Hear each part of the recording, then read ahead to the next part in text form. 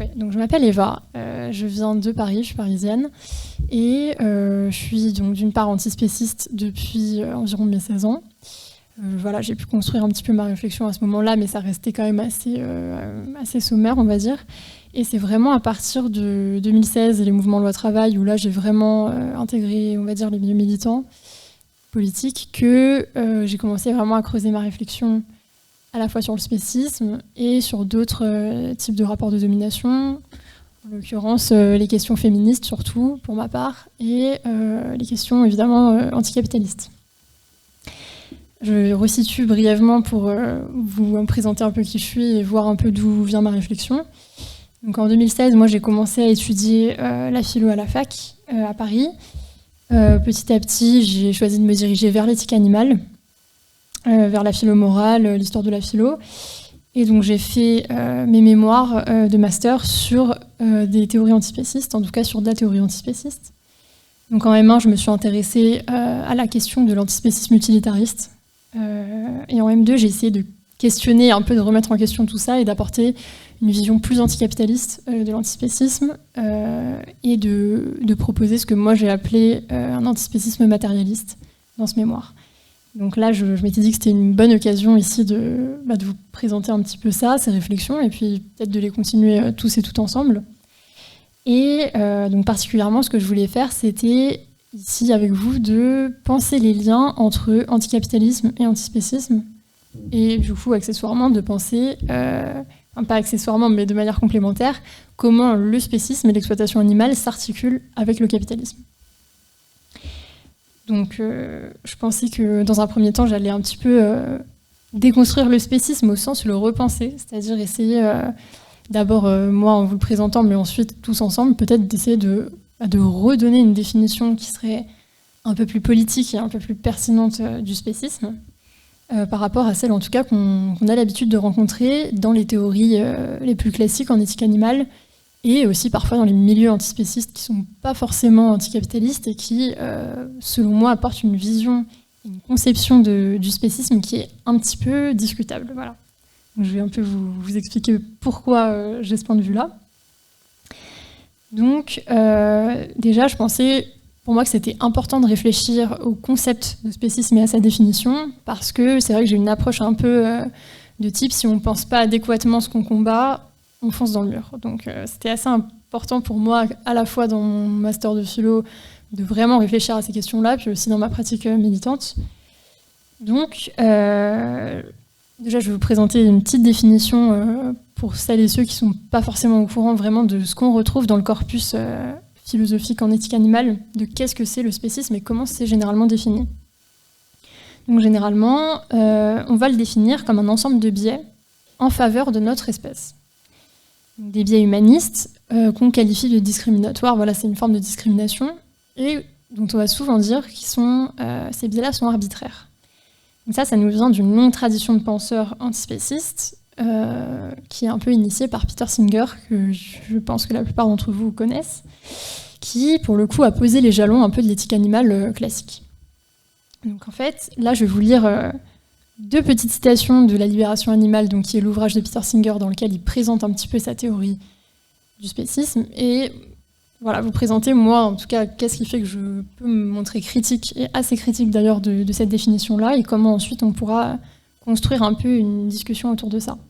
Donc je cite une phrase de Peter Singer où il dit « Il n'y a aucune raison logiquement contraignante pour supposer qu'une différence de fait dans les aptitudes de deux personnes justifie une quelconque différence dans la qualité de considération et la quantité de considération à apporter à leurs besoins et à leurs intérêts. » Il dit ensuite « C'est sur cette base que tant l'argumentation contre le spécisme que celle contre le sexisme et le racisme, que tant l'argumentation contre le racisme et celle contre le sexisme doivent en dernière analyse reposer. » C'est un petit peu compliqué, enfin la phrase est un petit peu mal tournée, pardon. Et c'est conformément à ce principe que l'attitude que nous pouvons nommer spécisme, par analogie avec le racisme et le sexisme, doit elle aussi être condamnée. Le spécisme est un préjugé ou une attitude de parti pris en faveur des intérêts des membres de sa propre espèce et à l'encontre des intérêts des membres des autres espèces. Donc en gros, là on a le spécisme comme préjugé. C'est la définition qui est dominante en éthique animale. Donc on va considérer dans ce cadre de pensée-là, donc déjà qu'il y a effectivement un parallélisme entre racisme, sexisme et spécisme, et que dans les 3 cas de ces 3 types de domination différentes, c'est un ensemble de biais en fait, qui serait presque intuitif. C'est-à-dire que ça, je ne l'ai pas dit dans la citation, je n'ai pas pris les extraits en question parce que c'était un peu long, mais dans l'introduction de la libération animale, Peter Singer exprime bien le fait que le spécisme et ces biais qu'on va avoir en faveur de notre propre espèce sont en fait quelque chose qu'on a tous un peu intuitivement, qui est d'ordre irrationnel et illogique, et qu'on va devoir, par l'exercice de la raison, déconstruire. Donc, on va devoir travailler rationnellement pour démontrer finalement que le racisme n'est pas logiquement, et le racisme, ni le sexisme, ni le spécisme ne sont pas logiquement tenables. Et finalement, le spécisme, le racisme et le sexisme seraient les formes les plus poussées et les plus abouties de cet ensemble de biais presque naturels et innés qu'on aurait tous. Et donc, c'est selon lui, et selon les antispécistes, notamment les antispécistes utilitaristes, dans leur raisonnement, il y a cette idée que finalement, c'est en déconstruisant un tas de présupposés et d'idées fausses qu'on peut avoir sur notre espèce et sur les autres, qu'on va réaliser que cette intuition et que ces traductions-là dans la société sont injustifiées, sont illogiques et donc ne sont pas acceptables. Et donc c'est vraiment toujours par l'exercice de la raison et quelque part par une forme de déconstruction de biais innés qu'on va réussir finalement à rejeter le spécisme, le racisme, le sexisme. Et donc c'est souvent dans cette perspective-là et avec ce cadre de pensée que beaucoup de véganes, donc d'antispécistes et de véganes vont aborder leur discussion avec les spécistes. Donc vous avez peut-être entendu ou peut-être vous-même dit, c'est aux spécistes de démontrer que le spécisme est logiquement valide, c'est à vous d'apporter une seule raison qui tienne en fait d'être spéciste et qui ne soit pas arbitraire. On va dire, c'est aux spécistes de démontrer la validité de leur raisonnement, car c'est le spécisme qui est illogique, c'est le spécisme qui est arbitraire et c'est lui qui est irrationnel. Donc moi aussi, je ne crache pas dans la soupe, moi aussi j'ai longtemps tenu ces discours-là face aux spécistes, parce que j'étais persuadée, et je le suis toujours, que le spécisme, effectivement, n'est pas rationnel et n'est pas logique. Il n'est pas justifiable, ni d'un point de vue moral, mais pas non plus d'un point de vue logique. Parce que finalement, quand on découvre les théories antispécistes, même quand on n'a pas une réflexion très aboutie, on peut très bien se rendre compte que la manière dont on traite nos chiens, nos chats, et la manière dont on va traiter les autres animaux, il y a quelque chose même dans ce cadre de pensée-là qui ne tient pas. Et ça, c'est souvent ce que la plupart, en tout cas, des antispécistes qui ne sont pas critiques d'autres formes de domination vont avoir tendance à dire, c'est-à-dire, voilà, si on arrive à démontrer que c'est illogique, que c'est irrationnel, alors on va réussir à déconstruire le spécisme d'une certaine manière.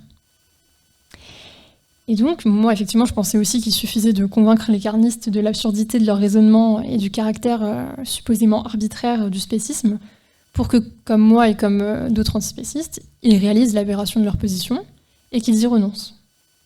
Mais au fur et à mesure que ma réflexion s'approfondissait sur le sujet et sur d'autres, puisque j'ai un peu découvert des thèses féministes, antiracistes à ce moment-là, donc je me suis questionnée aussi sur la suprématie blanche, sur la domination masculine, et là j'ai commencé à trouver que cette conception du spécisme, elle était assez incomplète finalement, et elle n'était pas satisfaisante ni d'un point de vue stratégique, donc militant, ni d'un point de vue théorique.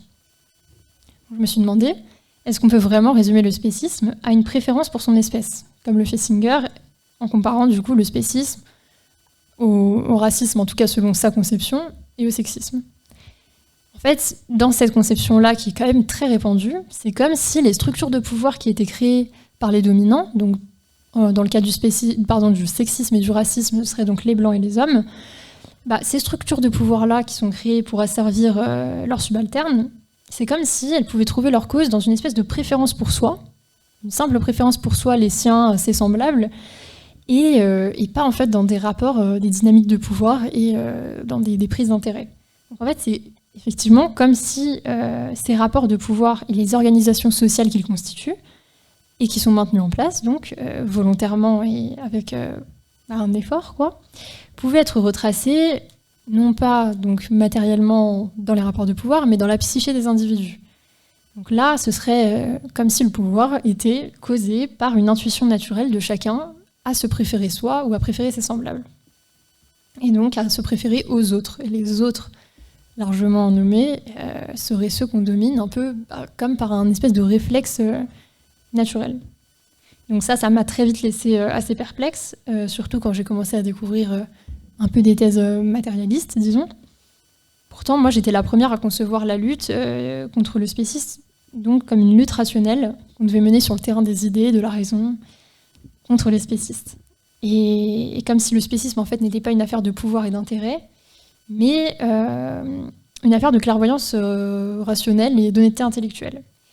Et c'est vrai que très vite, je me suis rendu compte que, en tant qu'antispéciste, si on n'avait pas cette réflexion-là sur la nature du pouvoir, eh ben, on arrivait à croire que les spécistes n'étaient pas en fait des tenants d'intérêts humanistes, on n'a pas tous intérêt à exploiter les animaux, mais simplement qu'on serait des mauvais épistémologues ou des mauvais philosophes, des gens irrationnels. Donc je me suis demandé qu'est-ce qui va fonder ce désaccord que je commençais à avoir de plus en plus avec le reste du milieu antispéciste et avec beaucoup de théoriciens aussi. En tout cas, je dis le reste du milieu antispéciste parce qu'à l'époque, moi, c'était un peu tout ce que je connaissais, c'était tout ce que je voyais, et c'était les seuls antispécistes que je rencontrais étaient tenants en fait de cette vision-là. Donc je me suis demandé très vite d'où vient ce désaccord. Est-ce que c'est juste un désaccord stratégique, voilà, comment est-ce qu'on va considérer les carnistes et comment est-ce qu'on va parler avec eux, ou est-ce que c'est un désaccord de fond, un désaccord théorique quelque part? Et effectivement, je pense maintenant qu'il y a une profonde différence de vision de ce que c'est le spécisme. Et en ce qui me concerne, j'en suis arrivée à développer une définition du spécisme qu'on pourrait qualifier, en tout cas que moi je qualifie de matérialiste. Donc il y a aussi Axel Plius-Bror qui parle d'antispécisme matérialiste. Je n'ai rien inventé, mais moi c'est vrai que j'avais aussi cette idée depuis un moment et j'étais ravie de découvrir que j'étais pas la première. Et c'est vrai qu'en fait, pour un peu resituer, dans l'histoire des idées d'où ça vient, c'est vrai que moi j'ai beaucoup lu des féministes matérialistes avant de développer cette réflexion-là, et que ça m'a tout de suite parlé, c'est-à-dire le concept par exemple de division hiérarchique chez Christine Delphi, pour celles et ceux à qui ça évoque quelque chose. On pourra en parler plus après si ça intéresse, mais voilà, moi je trouvais que c'était un outil conceptuel qui était extrêmement intéressant pour penser plus en fait que la domination masculine et pour penser vraiment d'autres formes de pouvoir. Et donc je me suis beaucoup nourrie de ça dans ma réflexion. Le concept aussi de division homme-femme chez les matérialistes, moi c'est vrai que je l'ai réutilisé et je l'ai repris pour penser le spécisme, c'est-à-dire une division humain-animal et vraiment réfléchir à cette division-là. Et donc c'est ce que j'ai soutenu dans mon mémoire là de M2, et on pourra y revenir si jamais ça vous intéresse. C'est que moi ce que j'ai écrit, c'est qu'on a intérêt à exploiter les animaux pour notre bénéfice. Et on le fait simplement pas parce qu'on considère qu'on a une préférence pour soi, pour les nôtres, etc. Mais on le fait parce qu'on le peut. En fait, d'une certaine manière, ça nous est accessible. On a la capacité matérielle de le faire sans trop de coûts, en tout cas sans trop de coûts apparents. Et en fait, le pouvoir d'exploiter les animaux, ça constitue une justification suffisante pour le faire. Ça, c'est moi la conclusion à laquelle je suis arrivée. Et ensuite, il me semble qu'on justifie ça, donc cette exploitation, par tout un tas de principes philosophiques qui ont pour effet de naturaliser ces rapports d'exploitation. Donc, c'est-à-dire, on va dire par exemple, c'est la loi du plus fort. C'est comme ça que ça marche dans la nature. Les plus forts mangent les plus faibles. On va ensuite dire que les animaux sont de toute manière faits pour être mangés, pour être exploités tout simplement, qu'ils sont des ressources dont on peut librement disposer. Et donc tout ça, c'est des idées qui sont pas nouvelles, qui sont avancées quand même depuis l'Antiquité, depuis les stoïciens notamment, et qu'on va aussi retrouver par exemple dans la Bible. Donc l'idée que Dieu aurait donné aux êtres humains une forme de... presque il aurait donné la capacité et la nécessité de dominer le reste des êtres qui peuplent la Terre. Et donc quelque part, on est imprégné un peu de cette idée qu'à la fois l'exploitation animale est quelque chose de naturel, mais que c'est une forme de volonté divine, c'est l'ordre naturel du monde qui organiserait les rapports entre humains et animaux de cette manière-là, et qui ferait simplement qu'on doit, par une espèce de volonté supérieure qui nous dépasse, devrait exploiter les animaux. Ce serait une volonté divine ou un dessein divin. Et donc pour justifier tout ça, on va chercher, nous en tant qu'humains, à se distinguer des animaux. Donc en fait, on admet à la fois que biologiquement, on fait partie, disons, de la grande famille des animaux. Il n'y a pas grand monde, en tout cas dans le domaine scientifique, qui va dire qu'on est des végétaux ou des minéraux ou un peu... Bon voilà, quand même on admet qu'on fait partie des animaux. Mais philosophiquement, sur le plan métaphysique, on va différencier humains et animaux et on va, nous, se distinguer par un processus donc de distinction de l'ensemble des autres animaux, malgré le fait que on tienne quand même la croyance qu'on fait partie de la classe des animaux sur le plan biologique. Et on va considérer qu'il y a une différence tellement grande entre les espèces, et notamment entre notre espèce et toutes les autres, que cette différence justifierait qu'on extrait en fait les humains de la classe des animaux.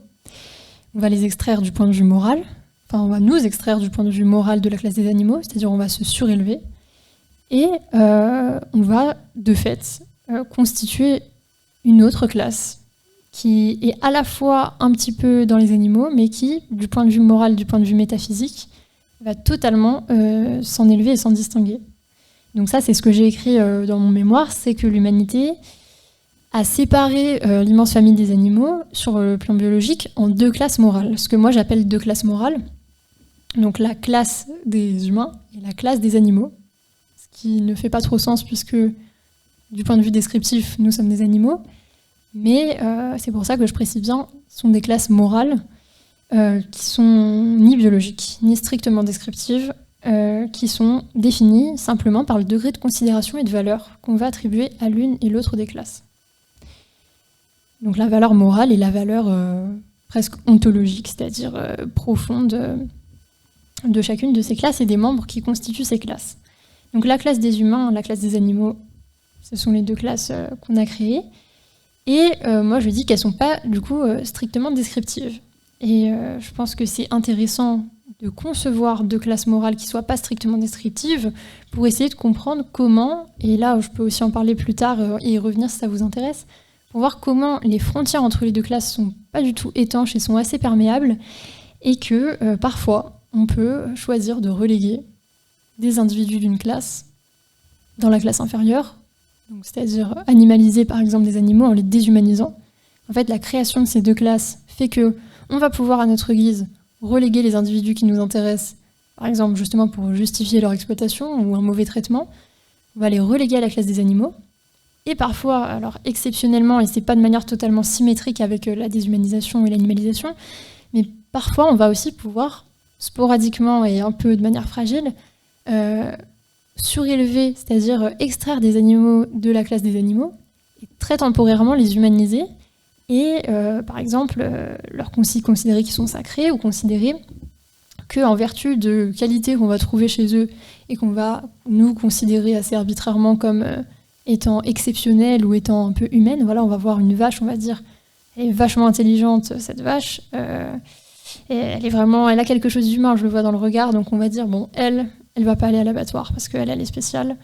Donc en fait, on peut exceptionnellement et un peu sporadiquement surélever aussi certains animaux et les traiter temporairement comme des humains, ou en tout cas leur attribuer des caractéristiques morales et des intérêts moraux qu'on attribue traditionnellement aux humains et qu'on ne réserve pas aux autres animaux.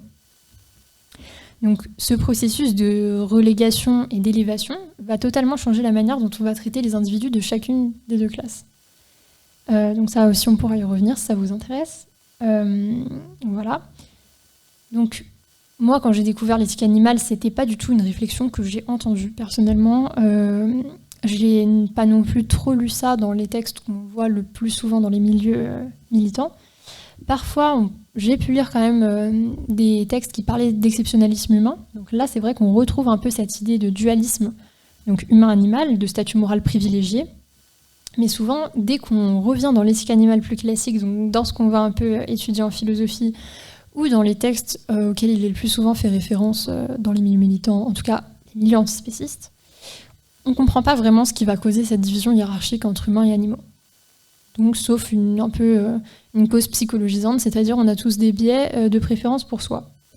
Et on retrouve souvent l'idée, donc l'exceptionnalisme humain, il a une forme de validité descriptive, c'est-à-dire on va considérer en gros qu'effectivement on est vraiment une espèce à part, de toutes les autres, mais que cette vérité-là ne suffit pas à justifier la différence de traitement qu'on va imposer aux animaux. Donc, on a un peu on se trouve dans un espèce d'entre-deux souvent, quand on se retrouve confronté à ce genre d'idées. Et parfois, on va aussi se rendre compte que dans beaucoup de milieux antispécistes, on vient reprendre des cadres de pensée qui sont justement spécistes et qui ont été conçus pour justifier et pour maintenir la hiérarchie entre humains et animaux.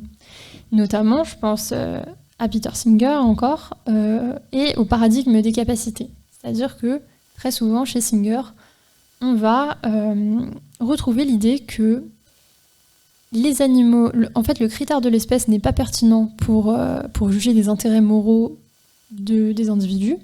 On doit donc considérer autant les animaux que n'importe quel autre être vivant, notamment des humains. On doit les considérer de la même manière. Mais ce qui est intéressant chez Singer, c'est que les capacités deviennent un critère, pour le coup, important. C'est-à-dire, plus un individu a des capacités, donc un individu humain ou animal, enfin humain ou non humain, plus il a des capacités, plus il a des intérêts qui vont avec ses capacités. Donc un animal sentient, un être sentient, a un intérêt tout simple qui va être de ne pas souffrir. Puisqu'il peut souffrir, il a intérêt à ne pas souffrir. Mais il va considérer que, par exemple, dans Practical Ethics, qui est un ouvrage un peu moins connu de Peter Singer que La Libération animale, mais dans lequel il écrit beaucoup de choses, il l'a écrit assez tôt, donc il y a des choses sur lesquelles il est revenu parce qu'il s'est rendu compte que ça faisait pas trop sens. Mais par exemple, dans Practical Ethics, il va considérer qu'il écrivait à un certain moment qu'une poule n'a pas d'intérêt en soi à vivre, puisqu'elle n'aurait pas, selon lui, la capacité de se projeter dans le futur, d'avoir des relations riches avec ses congénères, et donc l'intérêt qu'elle aurait, la poule, ce serait de ne pas souffrir.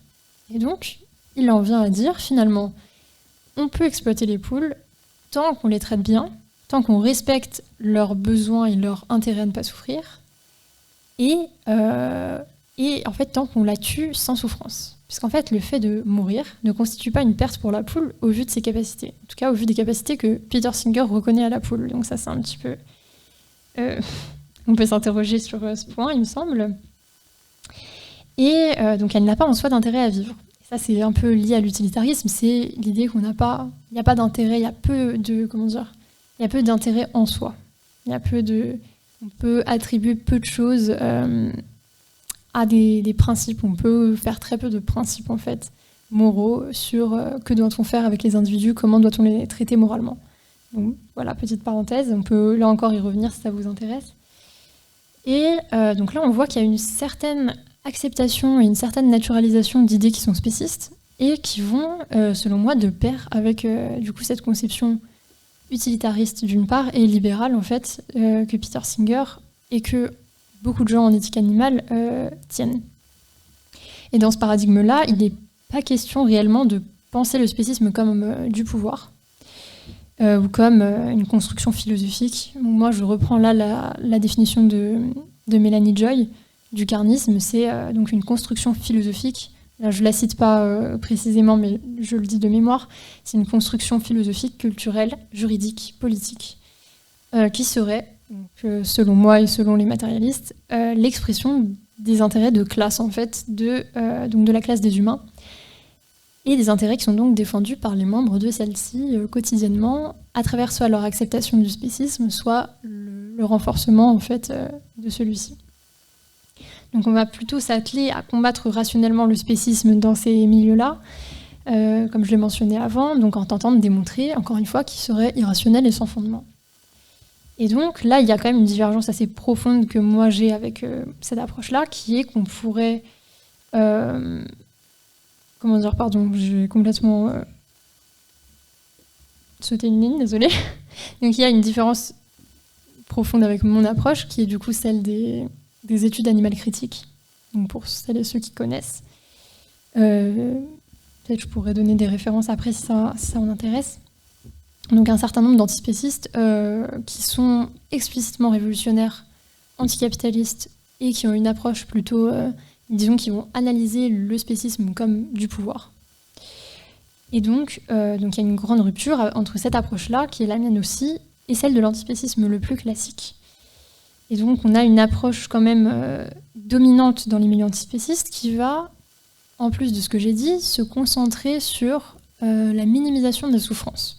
Donc la minimisation des souffrances des animaux, en particulier quand c'est les antispécistes, mais de manière générale, l'utilitarisme de Singer va concentrer son action politique, plus ou moins politique, sur la réduction des souffrances. Et la réduction des souffrances, très précisément, ça va être la minimisation de la quantité totale de souffrance qui est générée dans la société. Et donc, le principe un peu utilitariste, en tout cas la praxis utilitariste, voudrait qu'on va tenter de réduire par tous les moyens cette quantité totale de souffrance qui accourt dans la société. En tout cas, quand elle est réductible, évidemment, quand elle est minimisable. Donc, on va tenter de la réduire par tous les moyens, en prenant en compte, pour une fois, les intérêts des animaux non humains, puisque c'est ça un peu la différence avec les non-antispécistes. Donc, les spécistes, c'est que on a ce genre de théorie qui existe un peu partout dans l'histoire de la philosophie, mais qui exclut systématiquement les animaux. Et parfois pas que les animaux d'ailleurs. Donc on va, il me semble, moi ce que je peux reprocher un peu à cette approche-là, c'est qu'on va finalement s'épargner de penser au-delà du niveau individuel. Donc je vais m'expliquer parce que là peut-être que ça fait pas sens, mais disons que c'est assez logique dans ce système de pensée-là, puisqu'en fait ce sont les individus qui peuvent ressentir de la souffrance. On peut évidemment avoir des formes de souffrance qui sont collectives, ça va plutôt être des souffrances morales, mais disons que la souffrance au sens physique, la douleur par exemple, c'est quand même quelque chose qui est ressenti par les individus. En tant que sujet, on va souffrir. Et donc, on va se concentrer dans l'action et la praxis utilitariste, on va se concentrer sur le fait de réduire pour un maximum d'individus possible la souffrance qu'ils peuvent ressentir. Et donc, toute réduction de souffrance dans ce paradigme-là va être une bonne chose en soi. Donc, quelle que soit la stratégie adoptée, tant que la stratégie en question est finalement un bon calcul et qu'elle ne va pas augmenter, par exemple sur le long terme, on va penser sur le court terme que ça va réduire les souffrances. Donc là, on va considérer qu'il est utile de réduire il est bon en soi de réduire la souffrance par tous les moyens, en fait, tant que la stratégie respecte un principe de son propre principe, c'est-à-dire de ne pas finir par augmenter la quantité générale de souffrance dans la société. Et donc, tant qu'une réduction de souffrance est bonne, en fait elle est bonne en soi, tant qu'on réduit la souffrance des individus, on considère que l'action qu'on mène est bonne, globalement. Donc on va avoir tendance, dans les approches utilitaristes et dans ces approches antispécistes-là, à chercher un moyen optimisé de réduire cette souffrance. On va essayer de réduire la souffrance le plus vite possible, le plus efficacement possible et avec le moins de coûts possible. Donc le moins de coûts, en tout cas le moins de coûts, c'est-à-dire on ne va pas générer de la souffrance pour essayer d'en réduire par ailleurs, on ne va pas essayer de faire en sorte que ce soit trop coûteux et d'investir trop de moyens pour réduire la souffrance alors qu'on pourrait investir ces moyens pour en réduire plus à un autre moment. Donc voilà, c'est quand même un calcul toujours le plus efficacement et avec le moins de coûts possible. Et moi, il me semblait que même si les antispécistes utilitaristes ne revendiquent pas une approche court-termiste, et d'ailleurs souvent quand moi j'ai pu discuter avec des gens qui étaient vraiment très tenants de cette approche-là, mais ils s'en défendaient beaucoup, ils disaient non pas du tout, nous on a une approche long-termiste, mais il me semble quand même que dans les faits, c'est ce qui se produit de fait. Donc c'est-à-dire qu'on va quand même avoir une conception court-termiste et très immédiate en fait de l'action politique qu'on va mener. Et non seulement on va se concentrer sur des approches welfaristes, c'est-à-dire en tout cas Peter Singer, lui, est welfariste et il le revendique clairement. On va quand même avoir tendance à vouloir obtenir des résultats concrets très vite sur le court terme. Mais il est assez rare que des antispécistes utilitaristes produisent une vraie critique du capitalisme, du coup. Puisque il est quand même assez rare que quand on ait un projet de réduction immédiate de la souffrance, on puisse concevoir une révolution, par exemple, qui quand même est assez coûteuse, en tout cas qui peut l'être, dont l'issue est assez incertaine. et qui nécessite un changement de paradigme, donc quelque chose d'assez profond. Et c'est quelque chose donc, qu'on retrace donc, chez Singer, puisqu'il a, lui, une idéologie libérale qui est hautement compatible avec le capitalisme. Et ça, c'est dans l'ensemble de son œuvre, et je sais qu'il y a beaucoup de gens qui ne le savent pas, parce que moi, j'ai un peu fait donc, des études de philosophie, j'ai dû un peu me coltiner Singer, et il ne fait pas du tout que de la philo morale, il fait aussi de la philosophie politique. Et même dans sa philosophie politique, on retrouve totalement en fait, des principes qui sont très, très libéraux et qui sont totalement compatibles avec le capitalisme. Et donc c'est assez frappant. Moi, c'est quelque chose auquel je m'attendais absolument pas quand j'ai découvert Peter Singer. Maintenant, ça fait sens, mais à l'époque, non. Et ça fait sens d'un point de vue stratégique. Donc, comme je le disais, vu qu'un renversement de système, c'est quelque chose qui est assez coûteux, qui est assez incertain, c'est rarement quelque chose en fait, qui est envisagé et qui est évoqué dans ces approches-là. Et donc, beaucoup d'antispécistes qui peuvent, d'ailleurs, en fait, par ailleurs, émettre une critique du capitalisme. Voilà, ils vont se montrer critiques du système de production capitaliste. Quand ils ont une approche utilitariste, donc dans l'antispécisme, généralement, ils ont du mal à concilier cette critique théorique du capitalisme et leur conception du spécisme. Ça va rester deux idées qui, souvent, sont quand même assez distinctes et qui ne s'assemblent pas. Enfin, de mon point de vue. Après, on peut évidemment le discuter. S'il y en a qui ne sont pas d'accord, ça peut être très intéressant. Et il me semblait aussi... Donc, on ne peut pas attendre, quand on est dans ce paradigme-là, un renversement complet du système pour améliorer les conditions de vie. Et c'est vrai que, quelque part, ça peut se comprendre. Moi, je peux concéder aussi ça à ces approches-là. C'est-à-dire, souvent, on m'a opposé... Oui, mais toi, tu as des grandes idées de révolution, voilà, on va tout abolir, mais en fait, ça presse pour les animaux. Il y en a quand même des centaines de milliards qui sont tués chaque année pour rien, en fait, simplement par l'industrie, en fait, que par le produit de l'exploitation animale. Et le temps presse et on n'a pas le temps de voir à très long terme, et on peut déjà faire des choses concrètes maintenant qui puissent aider les animaux et qui puissent améliorer leurs conditions matérielles d'existence. Donc là, je suis assez d'accord. Hein. Mais il me semble que quand même cette exigence de pragmatisme-là ne doit pas éclipser une critique du capitalisme qui est totalement nécessaire et qui est indispensable. Puisque moi, je soutiens, et je pense que c'est ça aussi qui pourrait être super intéressant ensuite de discuter, c'est que on peut difficilement aujourd'hui concevoir spécisme sans capitalisme. C'est-à-dire que les deux se soutiennent, s'auto-alimentent, et que c'est en fait foncer dans le mur que d'extraire toute critique anticapitaliste de notre analyse du spécisme. Et souvent, moi j'ai quand même remarqué que c'est quelque chose qui se produit beaucoup dans les milieux véganes ou antispécistes. Donc voilà, je voulais profiter de ce moment-là pour qu'on en discute. Juste avant, je vais faire un petit aparté sur ma vision, en tout cas, quels sont les liens entre spécisme et capitalisme, pour qu'on puisse... peut-être que je puisse poser une petite base de discussion et éventuellement poser des choses qu'on peut discuter tous ensemble après. Donc, je disais avant qu'on a un intérêt économique et matériel à exploiter les animaux en tant que classe des humains. On en tire un bénéfice. Et de fait, renoncer à l'exploitation animale, que ce soit en devenant végane ou carrément en étant antispéciste, et donc en visant cette abolition de l'exploitation animale, c'est renoncer volontairement à une position dominante. Donc, c'est quelque chose qui est quand même assez compliqué d'un point de vue concret à mettre en place. C'est-à-dire convaincre les gens de renoncer à une position qu'ils occupent et qui n'est pas coûteuse pour eux, c'est-à-dire être dominant aujourd'hui, donc perpétuer l'exploitation des animaux, consommer de la viande, prendre part à des pratiques comme la chasse, la corrida, c'est pas des choses qui sont encore socialement perçues comme répréhensibles. Donc en fait, le coût de l'abandon de cette position est plus grand, il me semble, pour la plupart des gens, que son maintien. Donc, quelque part, je pense que c'est aussi quelque chose qu'il faut qu'on garde à l'esprit. Et cette exploitation des animaux, pour moi, elle est rendue possible par deux choses.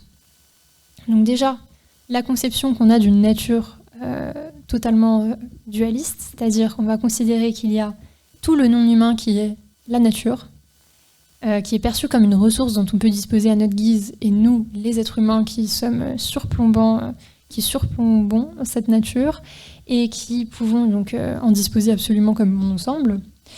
Et d'autre part, la propriété privée. Donc ça, c'est aussi quelque chose que j'ai un petit peu réfléchi dans mes travaux de master. Donc c'est que c'est pour ça en fait que beaucoup de philosophes et de théoriciens du spécisme vont resituer la forme contemporaine de l'exploitation animale qu'on connaît dans des travaux de penseurs libéraux, et notamment de John Locke, qui a à la fois théorisé donc, une exception de l'espèce humaine. Bon, dans son cas, John Locke, c'était plus que un statut exceptionnel de l'espèce humaine, parce qu'il y a quand même s'il y a des choses qui peuvent paraître assez progressistes pour l'époque, il y a quand même une vision très coloniale, très blanche, très occidentale, et très universaliste d'une certaine manière de l'homme. Du coup, je dis bien l'homme et pas l'humain pour cette raison-là. Et ils ont à la fois, donc Locke et les autres libéraux, théorisé, en tout cas spécialement Locke, un droit à la propriété, qui serait un droit humain, un droit fondamental, un droit inaliénable, et même un droit naturel. C'est-à-dire que ce ne serait pas une construction humaine, le droit à la propriété, ce serait véritablement quelque chose qui serait inscrit dans un ordre naturel des choses. Donc c'est quand même assez fort. Il me semble que si on mélange ces deux choses, donc d'une part la subordination totale du non-humain qui devient juste notre environnement ou une ressource, qui existe juste pour nous et qui est définie par sa fonction, et qu'on mélange ça avec le fait que tout peut devenir propriété humaine et qu'on peut tout posséder et qu'on a un droit inaliénable à posséder ce qu'on appelle donc le vivant, forcément les animaux non humains deviennent des biens qu'on peut posséder et qu'on peut légitimement posséder. Soit parce qu'on va directement les marchandiser, par exemple les animaux qu'il y a dans les élevages, on va dire qu'on peut posséder un animal, en faire une marchandise, on peut l'échanger, l'acheter, le vendre, le traiter à sa guise une fois qu'on le possède, on peut le tuer pour s'en faire un manteau, on peut le tuer pour en faire un bon repas, et en fait, là, la marchandisation et la réification de l'animal est vraiment totale, et elle est permise par la conception d'un droit de propriété du vivant. Soit alors, parfois on ne possède pas directement les animaux, c'est-à-dire qu'on n'a pas un acte de propriété de l'animal en question, mais on va être propriétaire d'un terrain, par exemple, et on va estimer, en vertu de ce droit de propriété qui est donc un droit humain, mais qu'on conçoit comme un espèce de droit naturel et inaliénable, que tout ce qui se trouve sur ce terrain peut être détruit, peut être approprié, et qu'on peut en disposer comme bon nous semble, parce que, par exemple, si on a un animal sur un terrain qu'on vient d'acheter, qu'on considère comme nuisible, et la plupart des gens vont, en fait, du fait d'être propriétaires de ce terrain, vont dire si je veux exterminer la moindre fourmi qui se trouve sur mon terrain, j'en ai le droit, puisque je possède en fait ce terrain. Donc, la relation à la propriété privée va aussi créer quelque chose qui va asservir les animaux, et on va percevoir les animaux comme des propriétés, quand bien même on n'aurait pas un réel acte de propriété juridiquement valable, quoi. Et donc pour moi, ça c'est un des points centraux du spécisme, en tout cas quand on pense le spécisme tel qu'il est aujourd'hui, pas de manière abstraite, on doit prendre en considération ce paramètre-là. Et donc c'est cette articulation-là avec le concept de propriété privée qui va aujourd'hui impacter, pour moi, de manière très explicite et très claire, les animaux. Et sur ce point, il y a le juriste Gary Francione, que certaines d'entre vous connaissent sûrement. On peut par ailleurs critiquer aussi sur certains points, mais qui, pour moi, a posé quelque chose de central dans la théorisation du spécisme, qui va être le statut des animaux. Lui, il considère qu'en fait, ils ont un statut de bien, que ce soit direct ou indirect, donc un peu comme ce que j'ai expliqué, c'est-à-dire qu'on ait un acte de propriété de l'animal ou pas. Ils sont dans notre système juridique, mais pas que, même dans notre système moral et social, ce sont des propriétés. Qu'on le veuille ou non, c'est un peu comme ça qu'on les traite.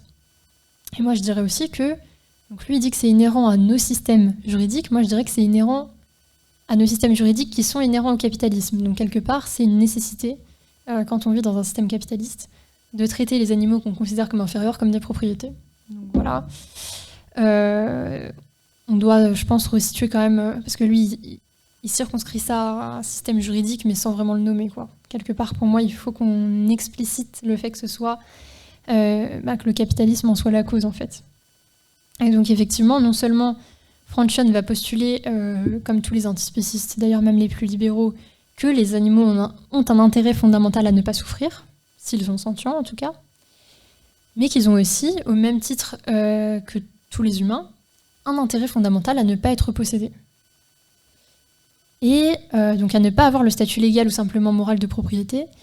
Et vraiment, ça va être un droit qui, chez Franchonet, qui est inaliénable et qui est un principe absolu, quoi, d'une certaine manière.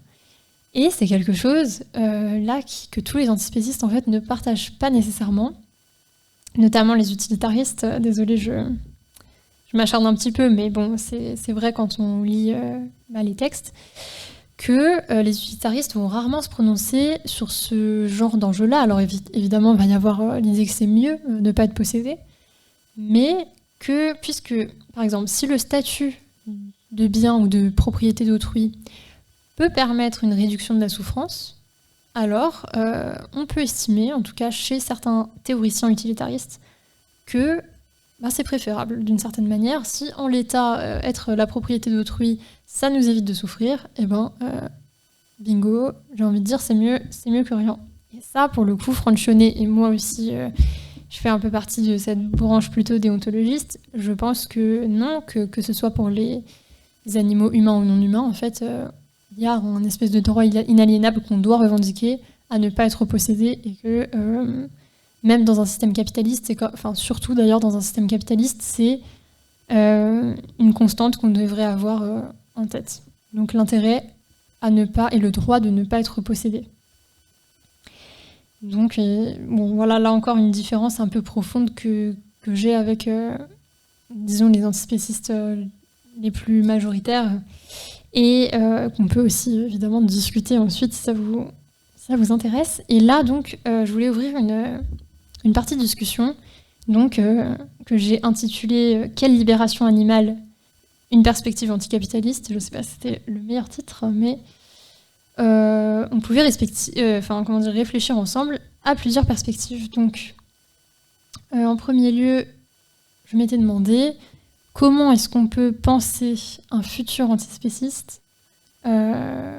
Donc, anticapitaliste, ce serait mieux, mais est-ce que vraiment on peut penser le spécisme la fin du spécisme sans penser la fin du capitalisme ? Comment envisager ça ? Comment est-ce que ça va s'articuler ? Moi, j'avais un exemple auquel j'ai réfléchi, et j'en ai un petit peu parlé dans mes travaux aussi, mais j'ai pas vraiment creusé la question, donc ça m'intéresserait de le creuser avec vous. C'était, par exemple, la question des sanctuaires. Souvent, moi, on m'a posé dans mes 2 soutenances de mémoire, c'est très bien tout ce que vous dites, mais qu'est-ce qu'on fait des animaux une fois que le spécisme et que l'exploitation animale est abolie ? Et moi, j'ai dit, écoutez, moi, il me semble que le modèle des sanctuaires, c'est quand même un modèle qui est super intéressant, parce qu'il y a une dimension de soins interespèces aussi. Nous, on va venir apporter du soin aux animaux. On peut le faire de manière désintéressée, puisque c'est hors d'un système de production. On n'attend pas de rentabilité en fait de ce soin-là. C'est un soin donc qui est désintéressé, et ça permet de penser autre chose que par exemple la pure extinction en fait de toutes les espèces qui aujourd'hui dépendent de nous. Et c'est vrai que en le disant pendant mes soutenances, je me suis dit mais comment ça peut marcher en fait ? Parce que comment est-ce qu'on peut envisager dans le capitalisme d'avoir un nombre assez conséquent de structures où on prend soin des animaux sans aucune rentabilité, c'est-à-dire on ne va pas exploiter ces animaux-là pour revendre leur lait ou leurs œufs. Donc comment est-ce que, de fait, on va les faire fonctionner ? Comment les gens qui travaillent dans ces structures vont vivre si on n'est pas sorti du capitalisme ? Comment est-ce qu'on va financer toutes les infrastructures que ça nécessite si... Par exemple, si ça repose sur le modèle du don, ça me semble un petit peu compliqué de généraliser ça et puis d'en faire des choses assez stables, des structures un peu plus solides. Donc, il y a cette question-là qui se pose. Il me semble aussi qu'on pouvait réfléchir, alors qu'est-ce que j'avais écrit aussi à l'argument des éleveurs, par exemple, la sortie du modèle de l'exploitation animale. Comment est-ce qu'on sort de l'élevage ? Moi, j'ai souvent dit... je pense que c'est un petit peu compliqué moralement, mais qu'on peut penser dans une perspective anticapitaliste de financer la transition, hein, que les éleveurs, on ne leur dise pas juste bon, tu t'arrêtes ce que tu fais, tu vas faire autre chose, tu vas planter des patates. Non, c'est de financer cette transition-là, pas laisser les gens non plus dans une misère ou dans une détresse, parce que ça reste des travailleurs. Voilà, on peut discuter certains trucs, mais je pense que c'est pas une solution qui est envisageable pour nous si on est anticapitaliste, de juste dire bon bah chacun se débrouille, trouvez vous-même les solutions. Donc il faudrait investir dans cette reconversion, mais c'est un petit peu compliqué en fait si on n'entrevoit pas la fin de la production. Enfin comment dire, si on n'entrevoit pas la fin du capitalisme, ça devient tout de suite très compliqué de financer tout ça. Donc on peut dire effectivement qu'on va sponsoriser, on va subventionner le végétal par exemple. C'est un peu un truc qui est à la mode aussi dans les milieux antispécistes, c'est de dire voilà, on va essayer de donner des subventions et on va essayer de faire en sorte de financer un maximum les réponses capitalistes au spécisme et à l'exploitation animale. Et là encore, il me semble qu'il y a des impensés et des problèmes en fait. Tout simplement, je ne vais pas m'étendre plus et je trouverais ça sympa qu'on discute. Donc voilà. Je pourrais après, s'il y a des pannes d'inspiration, donner d'autres exemples et poser d'autres petites bases de réflexion, mais il me semble que là on a un petit peu matière. J'aimerais bien entendre vos retours et puis qu'on échange sur ça si ça vous va.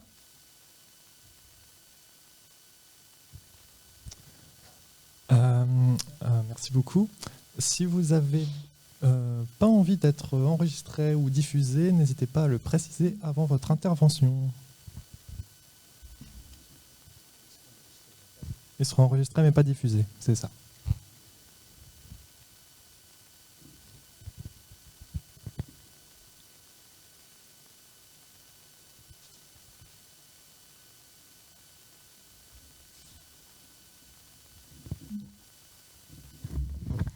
Merci pour ton intervention, c'était très intéressant. Et du coup, je me demandais, j'aimerais bien avoir ton avis sur l'altruisme efficace. Je ne sais pas, mais voilà, je pense que tu aurais des éclairages importants et intéressants à apporter dessus. Ouais, effectivement, je me suis un peu intéressée à la question parce que justement, il me semble que Axel Plius-Bror, qui se revendique aussi donc d'un antispécisme matérialiste, est assez partisane de l'altruisme efficace. Et donc je me suis un peu penchée aussi. Et moi, c'est vrai que pas du tout. C'est pas trop quelque chose qui me parle. Donc là aussi, je pense je peux peut-être un peu resituer d'où ça vient. Donc c'est un mouvement qui a été notamment lancé par Peter Singer, mais pas que. Je suis pas experte non plus, donc pour le coup, je vais pas pouvoir faire un historique très complet. Mais c'est notamment lancé par Peter Singer, donc qui est utilitariste et dont j'ai parlé plusieurs fois. Et en gros, ça va être un mouvement stratégique qui va donc viser notamment donc la réduction des souffrances et promouvoir donc une forme d'altruisme, comme son nom l'indique, mais avec une attache particulière au fait d'être efficace. Donc voilà, là, ça paraît très redondant, mais vraiment d'être pragmatique, d'avoir une approche où vraiment on ne va pas faire des choses qui vont nous coûter trop, et on va essayer, avec les moyens qu'on a, de faire un maximum de bien, en fait. Ça va être... voilà, on va...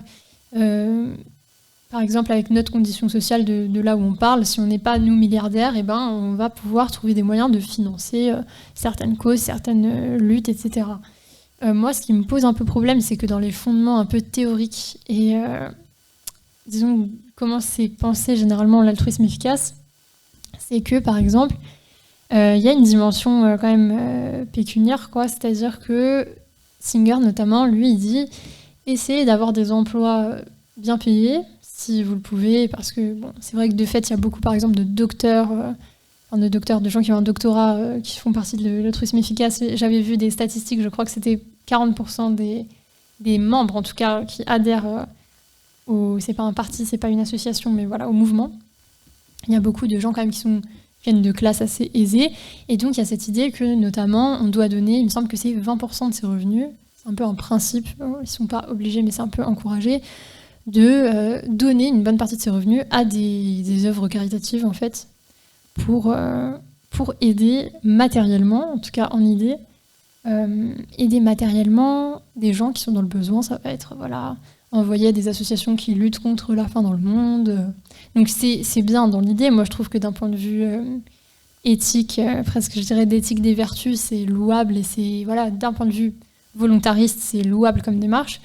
Maintenant, d'un point de vue politique, moi, ça me pose problème. Déjà, ça me pose problème que les solutions qu'on puisse apporter à un certain nombre de problèmes, ça va être déjà volontariste et ça va reposer sur le don, par exemple. Donc ça va en fait reposer sur la volonté d'un certain nombre d'individus éclairés de renoncer à un certain nombre de choses pour céder et concéder à des gens qui sont plus dans le besoin, en gros, ou à des œuvres caritatives, ou à des associations ou des luttes, concéder une partie de leurs revenus pour faire le bien. Ça me semble politiquement un peu foireux en vrai. C'est assez soluble dans le capitalisme, je trouve. Et ça s'attaque pas en fait aux inégalités de fond. C'est un prolongement intéressant, cela dit, hein, mais voilà, c'est un prolongement d'une approche caritative en fait. Donc d'une œuvre de charité. C'est pas mauvais, hein. Moi je suis pas contre la charité évidemment. Je trouve que c'est quelque chose d'un point de vue éthique et personnel qui est extrêmement louable. Mais si on veut en faire une perspective politique et qu'on veut créer quelque chose, un projet, et par exemple qu'on est révolutionnaire, pour moi c'est incompatible. Donc, voilà. Est-ce que j'ai vu que Alex t'a levé la main? Ouais, je veux pas être diffusé. Donc en gros, pour donner un témoignage, moi j'étais à Sentience à Paris 1 et en fait on a essayé de faire le renouvellement des membres de Sentience et en fait on a vu débarquer tout un tas de gens d'altruisme efficace. Et ils étaient très investis, très efficaces, un peu trop. Et en fait, ce qui s'est passé, c'est personnellement, j'étais déjà contre l'utilitarisme, mais en fait, j'ai été découragé et j'ai décidé de couler l'assaut, quoi. J'étais pas tout seul, on a coulé l'assaut parce qu'en fait, on était en position de pouvoir, voilà, on était statutaire, puis on s'est dit, là, ça va pas du tout, si nous, on part et qu'en fait, c'est eux qui reprennent, ça va devenir un truc dégueulasse qu'on n'assumera pas, du coup, on préfère se couler nous-mêmes, voilà.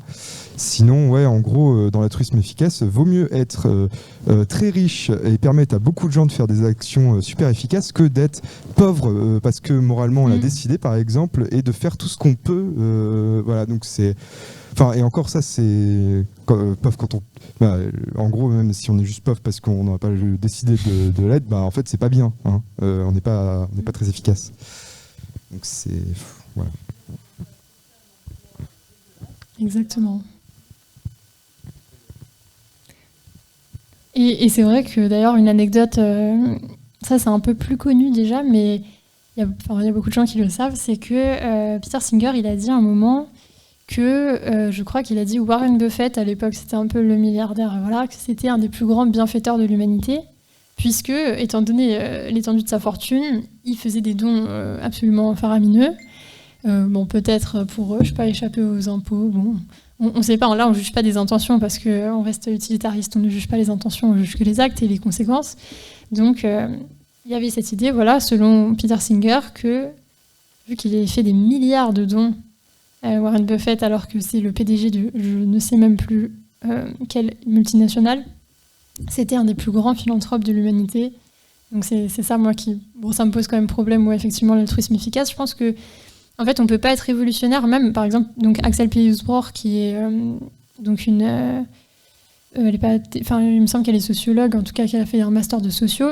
Elle est, moi je la trouve très pertinente dans ses analyses vraiment théoriques du spécisme, mais du coup c'est vrai que j'ai du mal à comprendre peut-être j'aurais pas dû dire son nom, je sais pas, parce qu'on dirait que je la critique alors que pas du tout, mais voilà, moi j'ai du mal, c'est vrai, à comprendre la conciliation en fait d'une analyse assez radicale en fait de ce que c'est le spécisme, et à côté de ça en fait, d'avoir dans la pratique, de pas du tout avoir une praxis révolutionnaire, de pas non plus avoir de visée révolutionnaire en fait, et de dire par exemple, voilà, effectivement, ne pas du tout en remettre en question les emplois qu'on va occuper pour permettre de faire des gros dons. Donc, en fait, effectivement, si on est un manager tyrannique et que ça nous permet de gagner beaucoup d'argent et de faire des gros dons, on le remet pas trop en question.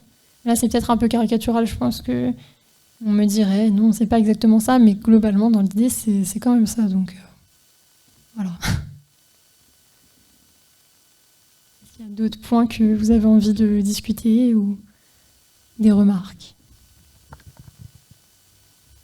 Ouais, moi, je préfère pas être diffusé non plus. En fait, c'est intéressant. Merci beaucoup pour l'intervention. J'ai pas une vision aussi tranchée par rapport à l'utilitarisme et l'altruisme efficace. C'est quelque chose que je découvre assez récemment, en fait. Mais c'est vrai que ce qui me gêne, je partage le fait. On va dire que c'est pas anticapitaliste clairement, l'altruisme efficace. Et il y a un point peut-être qui, pour avoir lu les trucs d'Axel, peut-être qui peut éclairer, c'est que c'est une approche scientifique en fait. C'est une approche de recherche scientifique de quels sont les moyens les meilleurs pour attribuer ses ressources, son argent, pour faire le plus de bien. Et ça, c'est un peu un autre fondement. Donc il y a un fondement peut-être qui questionne pas le capitalisme, etc. Mais il y a ce fondement scientifique qui est important, je pense, à relever. Et du coup, j'avais une question sur... j'ai oublié.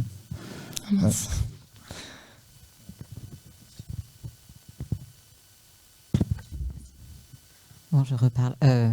Moi, je suis assez tranchée aussi sur l'altruisme efficace parce que peut-être que si on étudie, entre guillemets, scientifiquement, d'un point de vue économique, sachant que l'économie n'est pas une discipline scientifique, mais la façon dont la redistribution de l'argent se...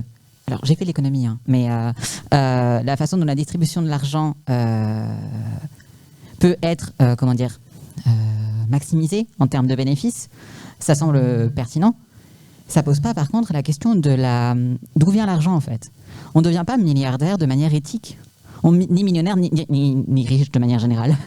Ça se base, en fait, sur tout simplement l'exploitation du travail d'autrui et le fait de réaliser du profit et de capitaliser sur le travail d'autrui. Et donc, en fait, on a cette chose un petit peu absurde de personnes qui exploitent, qui s'enrichissent sur l'exploitation d'autrui, qui ensuite, ou alors qui ont du capital préexistant, comme beaucoup de personnes de l'altruisme efficace actuel, qui effectivement ont un patrimoine financier préexistant, qui ensuite, donc, encore une fois, la source de ce patrimoine financier est questionnable, qui en plus peuvent se revendiquer d'une certaine forme d'éthique et même d'une éthique plus importante parce que ces personnes seraient plus efficaces du fait de la redistribution de l'argent issu de l'exploitation. C'est vraiment, il y a vraiment, à mon sens, une sorte d'arnaque éthique là-dedans qui est très très frustrante.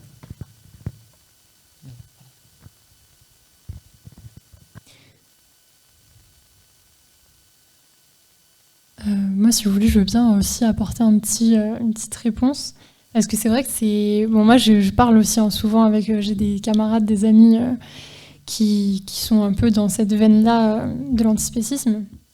Et souvent, ils vont apporter cet argument, justement, que c'est scientifique. En fait, c'est un raisonnement purement... en fait, on va chercher concrètement et faire des études pour voir ce qui est le plus efficace, pour voir ce qui marche le mieux, pour voir ce qui a le meilleur résultat. Donc, c'est louable, mais pour moi, déjà, c'est une conception un peu mécaniste de l'action politique. Et c'est comme si, en fait, ça reste court-termiste. C'est aussi ça. C'est-à-dire que c'est un peu ce que je disais, ce que j'essayais de dire dans la présentation. C'est que c'est court-termiste dans le sens où voilà, on va faire une étude pour voir dans le contexte actuel qu'est-ce qu'on peut faire pour avoir un résultat différent et un peu meilleur. Et du coup, on reste toujours dans le cadre du contexte actuel puisqu'on essaye d'étudier ce qui marche dans le contexte actuel avec les données qu'on a.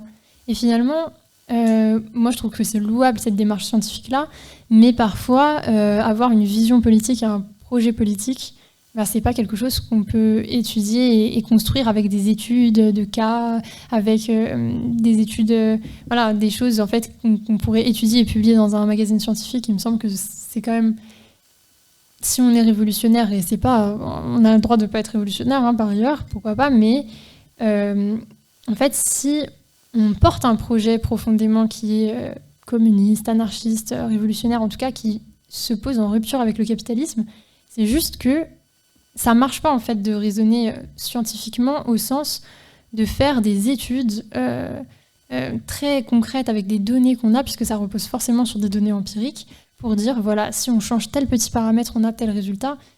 ça peut nous donner des pistes, par exemple, mais ça peut pas marcher. Et je pense que si on prend l'exemple d'une autre type de domination, par exemple le patriarcat, moi c'est du coup un peu plus aussi ce que j'ai regardé, enfin ce que j'ai étudié, on va dire. Si aujourd'hui on réfléchit, par exemple, on se dit voilà comment on peut aider le développement des filles et des femmes dans tel pays en développement, comme il y a beaucoup en fait de thèses comme ça en philosophie politique, on va regarder si on injecte de l'argent ici dans tel domaine de l'économie, est-ce qu'il va y avoir des hausses ou des baisses de violences conjugales, etc. Genre c'est intéressant. Mais si on a une vision révolutionnaire, par exemple, qu'on veut vraiment abolir le patriarcat, à quoi ça nous sert concrètement d'avoir ces études-là et ces petites avancées-là de voilà, on va injecter de l'argent un peu à droite à gauche pour voir s'il y a des mini-améliorations. Moi, c'est un peu ça qui me pose problème. Ça ne veut pas dire que je suis contre absolument le fait d'améliorer les choses comme on peut maintenant, quoi. Mais si on construit un projet politique, ça me paraît un peu plus complexe. Donc, voilà.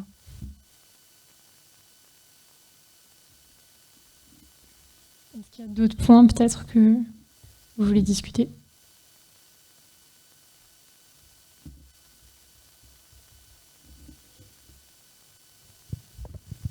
Ouais, juste sur la question de la science, moi je m'intéresse pas mal à l'épistémologie et l'utilitarisme, c'est pas suivre la science. En fait, la science et la morale, c'est deux trucs qui sont différents et qu'il faut faire gaffe à pas mélanger. Et du coup, en fait, c'est pas parce qu'on n'est pas utilitariste qu'on suit pas la science. Et du coup, quand les gens disent il faut faire ça parce que la science dit ça, c'est déjà un piège en base. La science ne dit pas ce qu'il faut faire. Ou sinon, c'est plus de la science. C'était pas vraiment une question, mais c'était juste sur le truc de la science.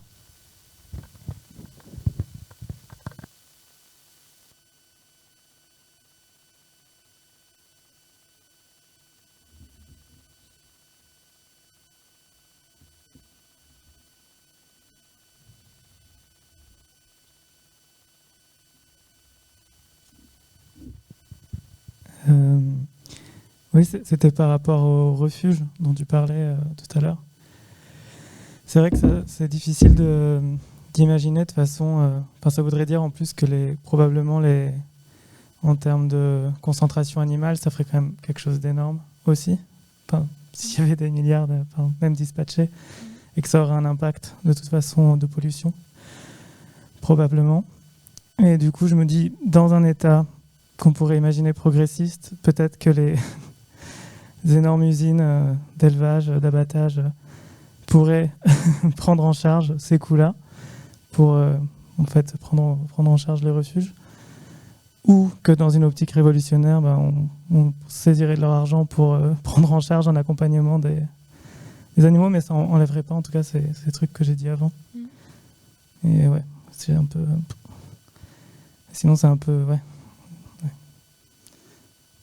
un peu nihiliste, quoi, de se dire que faut juste tout cramer un peu, mais il y a quand même des gens dedans, du coup. Ouais, c'est sûr. Je sais pas si quelqu'un veut répondre à ça ou si Moi, je peux apporter un petit élément de réponse juste sur le nombre d'animaux en question. C'est vrai que ça va être... ce serait une question, en fait, si on arrête l'élevage là du jour au lendemain, admettons. Qu'est-ce qu'on fait de ces animaux-là ? On ne sait pas exactement quel nombre il y aurait. Déjà, ce qu'on peut se dire, c'est que vu qu'il n'y a plus de nécessité contingente, quoi, de les faire se reproduire pour les élever, pour en faire des marchandises, déjà, ça enlève cette, j'allais dire prolifération, mais c'est un terme un peu connoté, mais cette quantité immense en fait, d'animaux qu'on produit, en fait, qu'on force à naître. Donc... déjà, ça, si on arrête de les forcer juste à se reproduire, en tout cas les animaux d'élevage, il n'y en aura déjà pas autant et ce ne sera pas aussi écrasant comme charge. Après, c'est vrai qu'il y a des problèmes peut-être pour d'autres animaux. Moi, je pensais récemment aux animaux liminaires, par exemple les rats. C'est vrai que c'est une question, souvent, plus les antispécistes sont un peu moqués quand on parle des rats. C'est vrai que tout le monde nous dit « Ah, mais en fait, vous voulez vivre avec des rats chez vous, ça ne vous dérange pas et tout ». Et si je pense que la plupart des gens, on n'aimerait pas vivre avec des rats qu'on n'a pas choisi d'avoir chez nous, en tout cas. Mais comment on fait en fait pour résoudre le problème que ça peut poser sanitairement, aussi pour qu'eux, ils n'aient pas une vie totalement misérable. Donc ça pose des questions en termes de régulation. Et je me disais, même ça, en fait, même envisager des solutions qui réguleraient par exemple la population de rats ou qui feraient en sorte, je sais pas, par exemple, qu'ils n'aient pas de maladie, genre qu'on les traite. Pour éviter justement qu'ils soient porteurs de pathogènes. Ça, c'est vrai que c'est des questions qu'on peut se poser, mais qui ont un coût. Et malheureusement, moi, j'arrive pas à voir comment on pourrait prendre ce coût en charge dans le capitalisme. Parce qu'en fait, ça, à part peut-être pour la question des pathogènes, où on se dit que ça pourrait nous revenir dans la figure à un moment donné, on va rien en retirer financièrement et on n'aura aucun retour sur investissement. Et c'est presque faire quelque chose de manière désintéressé, et ça dans le capitalisme ça n'existe pas trop, de faire quelque chose sans retour sur investissement. Donc c'est aussi une question que je voulais par exemple poser, si ça vous intéresse de parler de ça. Il nous reste encore 10 minutes, je ne sais pas si on a le temps, mais bon, il y a des questions comme ça qu'on pourrait prendre en charge et qu'on pourrait réfléchir, et on ne peut pas le faire aujourd'hui en fait à cause de la barrière capitaliste. Voilà.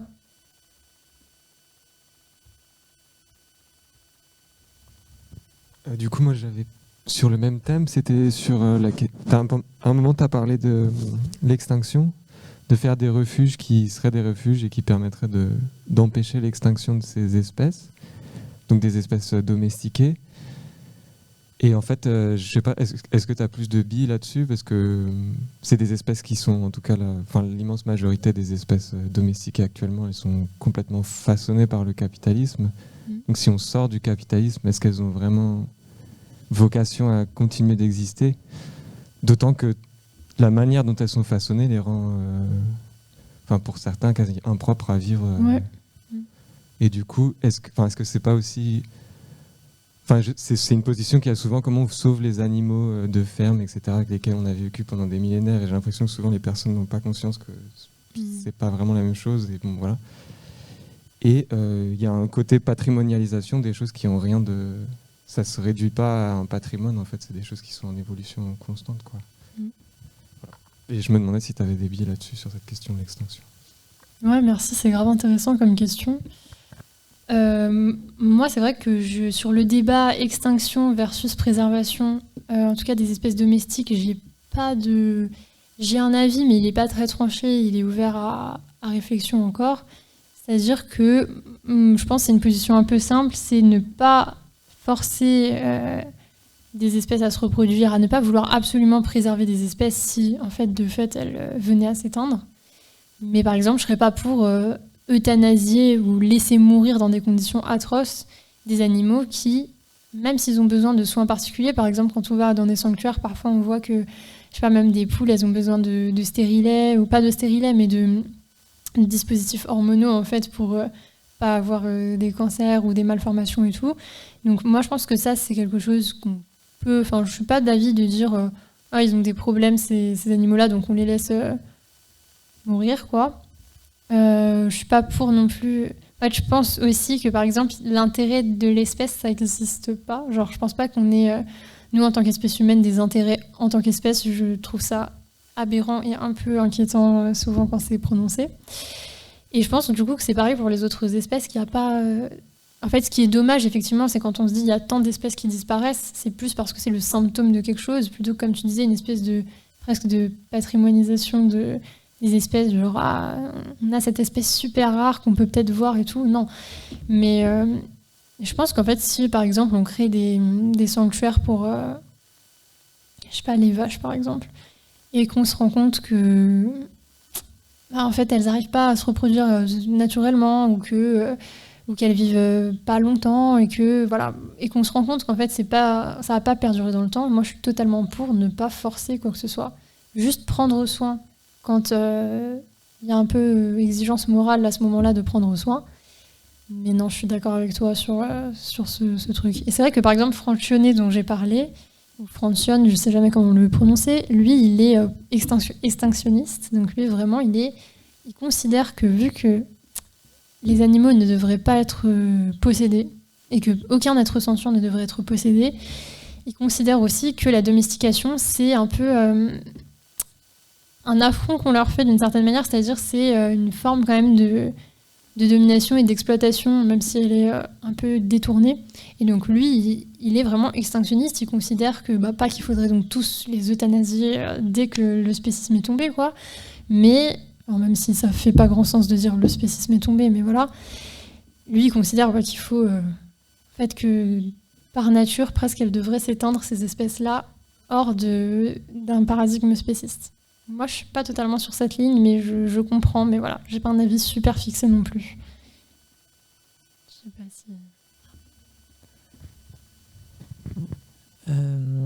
Moi, je voudrais juste intervenir dans ce qui vient d'être dit. Par exemple, ça m'est arrivé de lire un article de journal, d'un petit journal local, vous voyez, dans les Pyrénées, je ne saurais même pas situer où exactement. Mais ça parlait en fait d'un troupeau de vaches qui s'était enfui de la propriété où le troupeau était enfermé et exploité du fait de la mort du propriétaire, et que du coup, le troupeau, il avait passé les barrières, il s'était barré, etc. Bon, il y avait tout un délire c'était du côté espagnol, par exemple, et arrivé du côté français. Bon, il y avait tout un délire quand même assez xénophobe, en plus de spéciste et tout ça.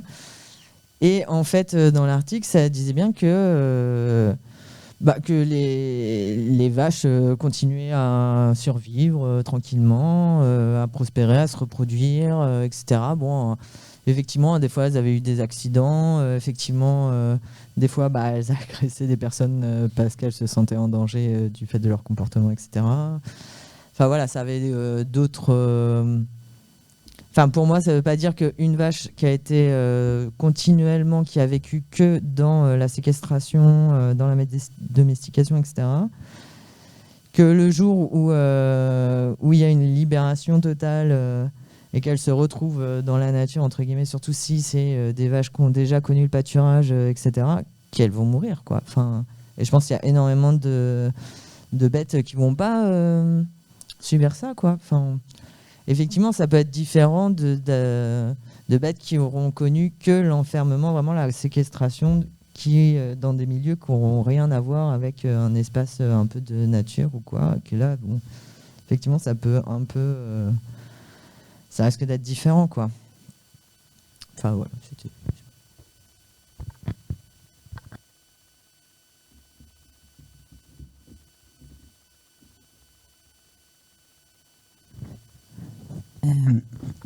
Moi, c'est un peu bizarre, mais quand on parle de cette question, je fais peut-être un petit peu d'anthropomorphisme, mais j'ai toujours tendance à rapprocher cette question de celle des gens qui ont basiquement une enfance composée exclusivement de traumas. Et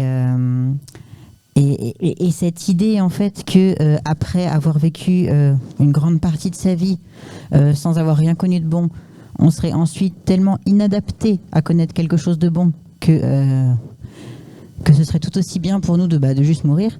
Enfin, c'est quelque chose qu'on dit beaucoup avec les poules d'élevage, avec les vaches qui ont passé toute leur vie dans des abattoirs, enfin pas des abattoirs justement, dans des élevages concentrationnaires. Et enfin, elles semblent si visiblement fausses quand on parle d'un être humain. Quand on parle d'un être humain, on se dit « Ah mais c'est super, cette personne, malgré ses traumas, va enfin pouvoir être heureuse. » Alors qu'avec les animaux, on a souvent tendance à se dire enfin, on se dit limite, c'est pas grave, on va faire mourir ceux-là qui sont tout cassés, tout traumatisés, et puis on en reprend des neufs, qui seront, eux, parfaitement destinés à être heureux. Et on constate un petit peu ça dans la manière dont les gens consomment les animaux de compagnie. Ils disent toujours, moi je voudrais avoir un chiot qui n'a jamais eu de problème. Enfin, ils disent pas neuf, mais ils veulent dire neuf. Et je ressens souvent ça quand les gens parlent effectivement des animaux qui sortent d'élevage et donc non connus que ça. Cette idée qu'ils seraient incapables de s'adapter, que ça leur coûterait beaucoup de s'adapter. Et oui, mais c'est mieux que de mourir. Et ça, c'est quelque chose qu'on sait avec notre propre vie et qu'on sait intuitivement avec la vie des humains, mais dont on a souvent l'air de remettre en cause avec les animaux.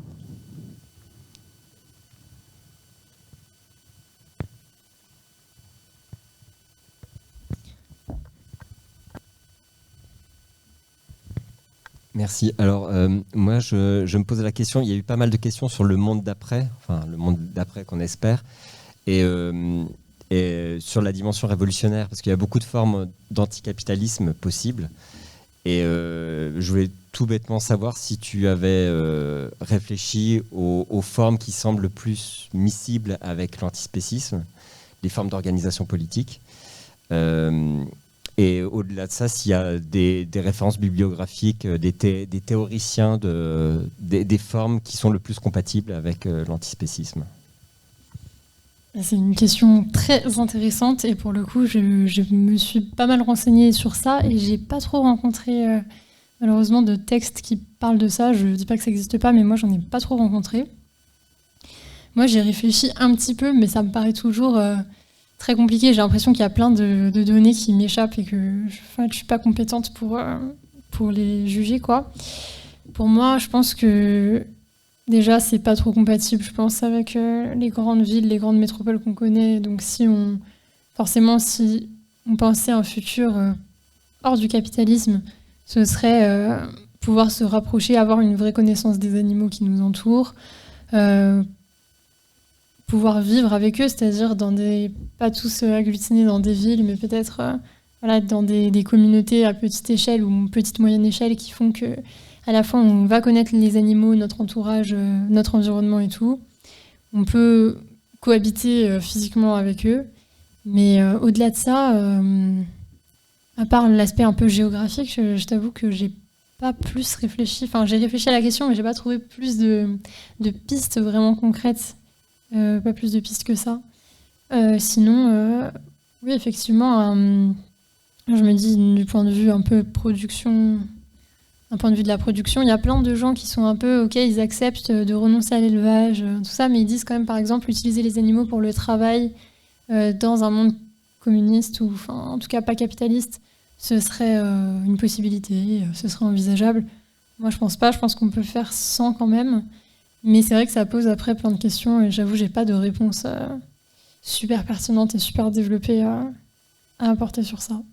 Sinon, que je pense qu'on peut faire même sans exploitation des animaux, même si les gens aiment bien dire travail, ça revient au même, mais souvent quand on dit le travail des animaux, on voit pas ça comme de l'exploitation, étrangement, même quand c'est des anticapitalistes qui le disent. Donc voilà. Sinon, je veux bien revenir vite fait sur ce qui a été dit juste avant, sauf s'il y a des gens qui veulent réagir, donner leur avis sur ce qui vient d'être dit, peut-être pour pas qu'on fasse des allers-retours entre les sujets. Sinon, on me dit. Mais sinon, par rapport du coup à ce que tu disais sur justement, ouais, c'est très juste en fait sur cette histoire des traumas et en fait la comparaison qu'on peut faire avec comment on va traiter des enfants très traumatisés ou juste des gens qui. Moi, je pense qu'on peut même faire un parallèle juste avec le validisme. Et en fait, il y a un peu cette idée que donc déjà, on va créer une espèce de dépendance. On va construire théoriquement l'idée que les animaux dépendent de nous, en tout cas ceux qu'on a eu l'habitude d'exploiter. C'est comme si en fait on les exploitait pas par intérêt propre, mais qu'en fait on les exploite un peu aussi pour eux, quoi. C'est-à-dire qu'ils ont un peu besoin de nous, sans nous ils survivraient pas, tout ça. Donc en fait on construit aussi pour justifier l'exploitation un certain nombre d'idées, mais c'est vrai qu'il y a aussi cette idée finalement que un animal qui a besoin de soins, qui a besoin de dispositifs un peu particuliers pour l'aider à avoir une vie normale, dite normale, ce serait un individu qui serait bon qu'à être jeté, quoi. Et ça, pour le coup, j'ai des références sur ça, s'il y en a que ça intéresse. Il y a une activiste et autrice américaine qui s'appelle Sonora Taylor, qui a parlé des liens qui est handicapée, donc, et qui a parlé des liens entre validisme et spécisme. Et où elle dit justement que toute cette idée de toute manière, les animaux les plus forts doivent survivre par eux-mêmes dans la nature, ou un vrai individu qui est adapté à son environnement, il doit survivre par ses propres moyens, sans soins, etc. En fait, c'est une idée qu'on retrouve nous aussi et qu'on applique aux autres humains qu'on juge comme pas valides, qui ont besoin de soins, en fait. Et ça, c'est vrai que c'est quelque chose qui est, en fait, quand on s'en rend compte, c'est extrêmement prégnant dans les discours des gens. Même par exemple le recours hyper facile à l'euthanasie, des animaux, c'est quelque chose où on retrouve exactement les mêmes arguments quand, je sais pas, par exemple, même là, on parlait du Covid. Enfin, moi, j'ai entendu, et je pense qu'on a tous entendu, l'idée que, au pire, bon, oui, s'il y en a qui meurent, ben, c'est comme ça. Et que les plus forts, de toute manière, les individus qui sont vraiment... C'est les faibles, en fait, qui vont mourir, donc c'est pas très grave. D'une certaine manière, on peut les laisser mourir parce que leur vie vaut pas assez. C'est-à-dire que, vu qu'ils peuvent pas survivre par eux-mêmes, ce que personne ne peut vraiment faire, en fait, ils méritent pas de...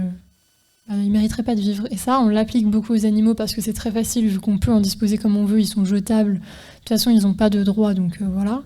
Mais c'est aussi un raisonnement qui est en fait commun au raisonnement validiste. Donc ça, c'est intéressant que tu le soulignes, parce que du coup, ça fait des liens et c'est assez frappant une fois qu'on s'en rend compte.